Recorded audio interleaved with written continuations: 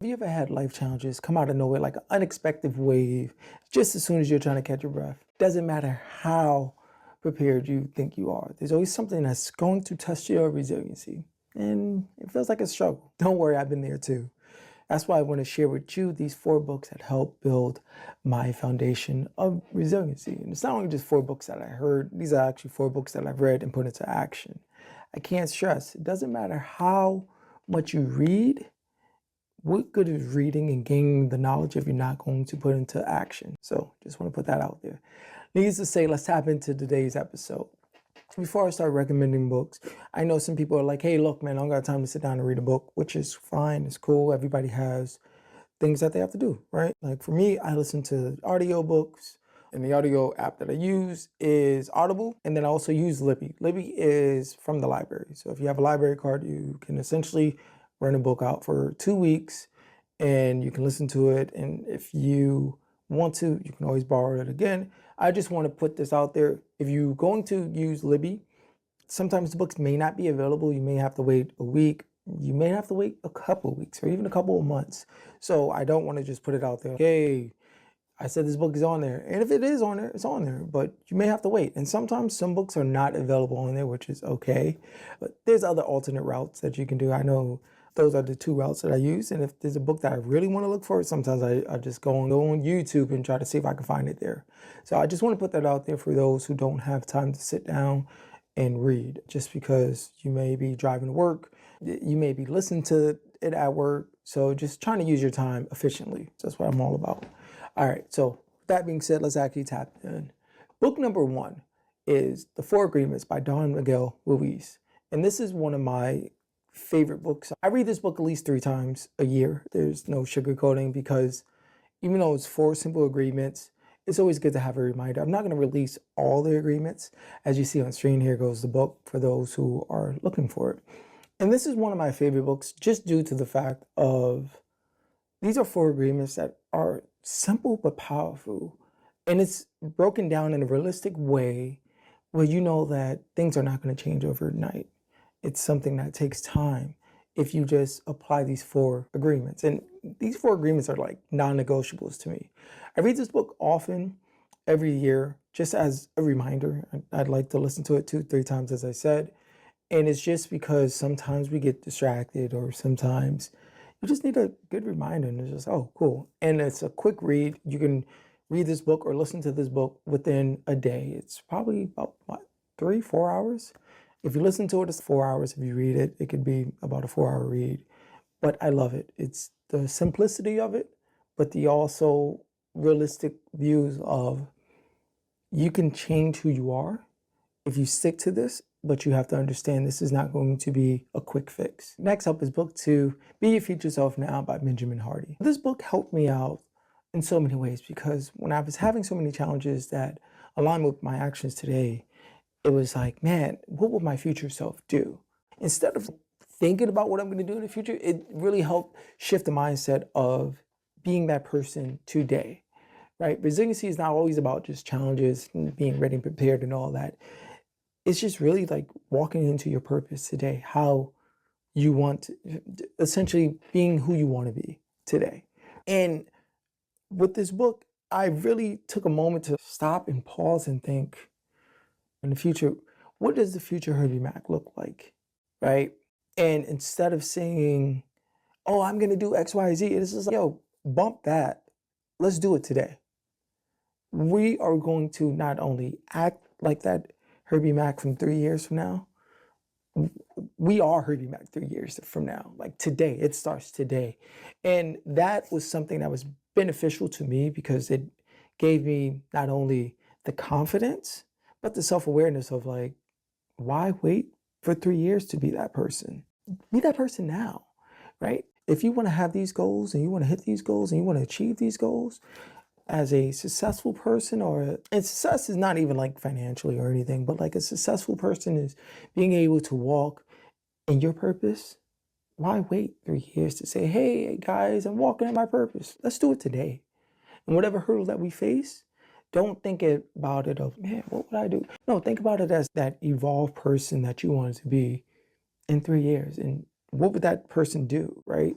For me, to do this podcast and to do speaking, like, oh man, I'm going to be a public speaker and I'm going to also do trainings and help other people and all that, but I'm going to do it in 3 years. That was like my mindset for a while. Really just, dude, why wait? Let's just do it now. And then trial and error is going to happen, which is fine. We make adjustments. That's why pencil have erasers. That's one of the benefits that I've learned about reading this book. Also on a sidebar, it's something that I started doing. After I finished reading this book, I did a note to myself that I text myself and was just like, hey, and during the time like I finished the book, I was like, oh man, I only have 75 subs on my YouTube. And some people would be like super mad that they only have 75 people sub to the YouTube. I'm thankful to have these 75 people who check out my content when I load it. And I'm thankful for them to comment. They're taking time out their day. But what can we do to add more value into these 75 subs that not only that I'm adding value, I want to help this community grow. That's why I tell people, hey, if you listen to Just For You show, hey, share this with a friend. Occasionally I get DMs and, hey, your content is so good. It's like the best kept secret. Thank you, I guess. It's like a backhand compliment. How about we share this with others so my content won't be the best kept secret? Because I'm not just sitting there saying I want high numbers. I'm actually here to build a community to help grow because it's important when it comes to mental health. You feel like you're by yourself and nobody gets you. Guess what? I got you, man. And I'm not going to judge you. I want to help educate you in ways that like, hey, I want to help empower you to be the best version that you can be. All right, that's enough of my TED Talk rant. Let's get into book number 3. All right, book number 3, The Untethered Soul by Michael Singer. This is one of the most powerful books I've read in a while, and powerful as in the sense of you have to do the inner work, right? This book is essentially about the art of letting go. And sometimes we hold on to so many things. It could be trauma from our childhood to our teenage years, to our young adults, to even adults that we hold on that we're not ready to let go. And even for myself, I had to sit back and I had to read this. And I had to sit on some things and reflect and ask myself, why am I holding on to this? There's no growth if I'm holding on to this. How can I release this pain? And that book really dialed in into some of the things that I wasn't comfortable letting go yet, but I understand I had to let go to become the person that I am today. And I enjoyed this book. This book has the benefits of why you should let go. And the terms of resiliency, from like reading this, I realized I should let go because I'm holding on to something that's irrelevant at this point. We can't change the past. We can learn from it and build a better future. Simple as that. Last but not least, book number 4, Be Water, My Friend by Shannon Lee.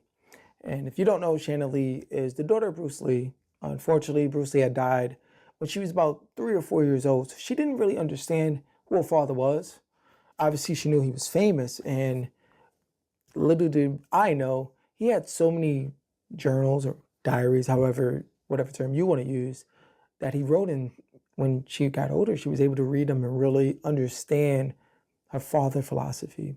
And the famous quote, "Be water, my friend," is just essentially about how water adapts to whatever environment it's in. So if you put water in a cup, essentially you have a cup of water. If you put water in a flowing river, it becomes a river.